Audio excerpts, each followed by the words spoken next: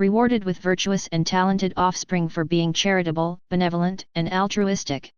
November 30, 2005. Minghui.org, Fans Hongyan, 989–1052 AD, also known as Fan Ziwen, was a prominent politician and literary figure in the Southern Song dynasty, 1127–1279 AD, in China. His father passed away when he was young. He lived in poverty and could only afford to have congee with preserved vegetables every day.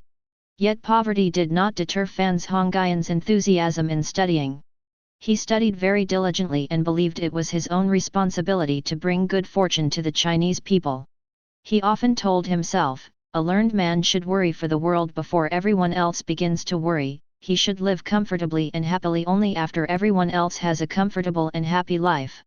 One time, Fan went to a fortune teller for a reading. He asked, "Is there any chance I will become the Prime Minister?" The fortune teller replied, "It is hopeless." Fan asked, "Is there any chance I will become an excellent medical doctor?" The fortune teller replied, "Why did you have such a high aspiration a minute ago and then aspire to be something much lower now?" Fan replied, "Only by becoming the Prime Minister or a medical doctor will I be able to save a lot of people." The fortune teller sighed and commented, "You have such a kind heart. You are indeed the right caliber for Prime Minister." Fans Hongyan studied diligently in a Buddhist temple for a period of time. While he was there, he discovered an urn of gold in the ground. Instead of taking it as his own, he put the urn back where it was and hid it in the ground again. Later he became the Prime Minister and told the monks to remove the gold to renovate the temple. Surprisingly, the gold disappeared from the urn. There was nothing but a piece of paper detailing Fans Hongyan's resume as a government official and his salary. It turned out the sum of his salaries were identical to the value of the missing gold. Apparently the gold was a test on Fan from the gods and Fan had passed with flying colors. After Fans Hongyan won first place on the provincial civil service examination, he was appointed an imperial scholar at the Imperial Library. Fan excelled in the 6 classics. He patiently answered all the questions from the students. He even provided for impoverished scholars from all over China. Some of them were penniless when Fans Hongyan started providing for them, but they forgot all about Fan as soon as they passed the civil service examination and left for their posts. Nevertheless, Fans Hongyan never regretted helping these ungrateful people. Fans Hongyan enjoyed helping people in need. He gave financial help to impoverished relatives, including very distant relatives with talents. Shortly after Fans Hongyan won first place on the provincial civil service examination, he made up his mind to give financial assistance to his entire clan if he was able to attain a high place in the future. In the first 20 years of his civil service, he didn't have enough money to fulfill his dream. After defending the border for years, he was finally transferred to the imperial court in the capital city and became the prime minister. Now that he became well off, he bought several thousand mu of rice paddies. Note, mu is a Chinese land measure. 1 mu is equal to 733.5 square yards. They were known as charity paddies that Fans Hongyan used to provide for his impoverished relatives. Because of these charity paddies, everyone in his clan was free from hunger or lack of clothes. If someone in his clan needed money for his wedding or a funeral, Fans Hongyan would give him money to cover the expenses. He once bought a mansion in Jiangsu province from a man named Qian.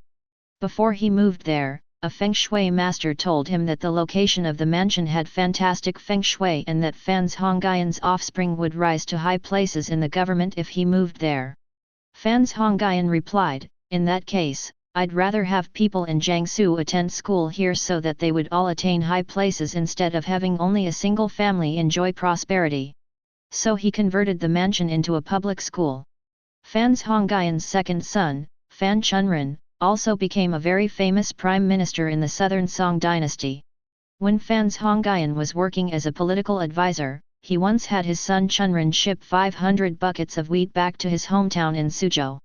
During the trip, the boat made berth in Danyang, so Chunren took the opportunity to visit Shi Manking, an old friend of Fans Hongyan's. He quickly learned that destitution had hit Shi's family. 3 of his family members had passed away, but he had no money for the funerals or plots. He had 2 daughters at the age suitable for marriage, but he had no money for their dowry. As soon as Chunran heard of Shi's plight, he gave 500 buckets of wheat to him as a gift. However, Shi continued to look depressed. He said, "It is not enough to solve my difficulty." Next Chunran gave the boat to him as a gift. When Fans Hongyan heard what his son had done, he was very pleased and repeatedly praised his son for doing the right thing. In the Qin dynasty, Emperor Qianlong visited Tianping Mountain, Fans Hongyan's old home, 3 times to pay him respect during his inspection tour of southern China. Emperor Qianlong also built lofty Loyalty Park to praise Fans Hongyan and his son's charitable deeds. Although Fans Hongyan later became prime minister and was very generous in giving financial assistance to other people, he had lived very frugally throughout his life to save money for charity. After he became a high-level government official, only one of the dishes contained meat if there was no guest dining with him. He left his wife and children only enough money for food and clothes. After he completed his service as a military advisor, he was so poor that he didn't have anything but a horse. In order to travel to his next post, he had to sell the horse to come up with money for the travel. Later he accomplished some things in governing the border area, so the emperor rewarded him with a lot of gold and silver. However, he divided all the reward among his subordinates and left nothing for himself. Although Fans Hongyan later became the prime minister, he led an extremely frugal life to save money for charity. When he passed away, his family was so poor that they didn't have money for the funeral or the plot. Yet his 4 sons each attained very high places in the government. All of them lived by Fans Hongyan's moral principles. As a result, Fans Hongyan was blessed with very virtuous and talented grandchildren and great-grandchildren. Fans Hongyan's descendants continued to be virtuous and highly accomplished for 800 years until the Qin dynasty.